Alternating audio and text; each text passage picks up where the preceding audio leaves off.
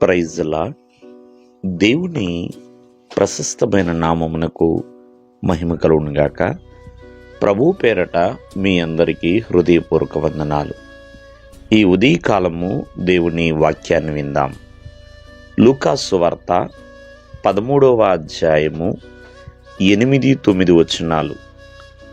అయితే వాడు, అయ్యా, నేను దాని చుట్టూ త్రవ్వి ఎరువు వేయ మట్టుకు ఈ సంవత్సరము కూడా ఉండనిమ్ము, అది ఫలించిన సరి, లేని ఎడల నరికించి వేయమని అతనితో చెప్పెను. ప్రియమైన వాళ్ళరా, ఒక మనుష్యుని ద్రాక్ష తోటలో అంజూరపు చెట్టు ఉన్నదండి.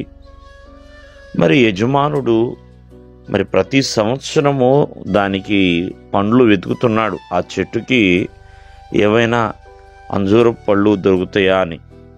3 ఏండ్ల నుంచి తను చూస్తున్నాడు.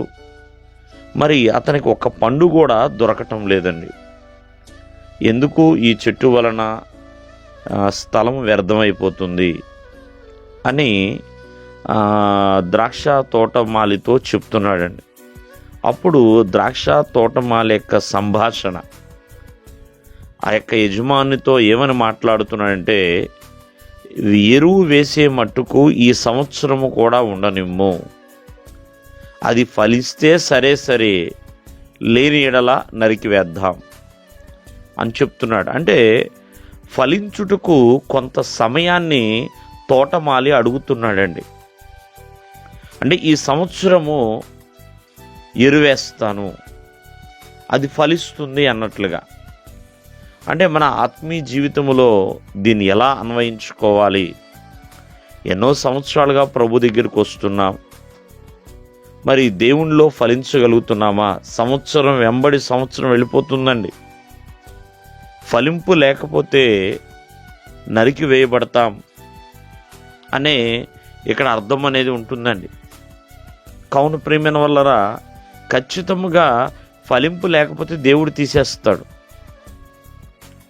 ఆత్మీయంగా మనం ఫలించాలి. ప్రార్థనలోను, పరిచర్యలోను, విశ్వాసములోను, ప్రభు ఎదుట మాదిరిగా ఉండుట విషయంలోను అన్ని రకాలుగా ఫలించాలి.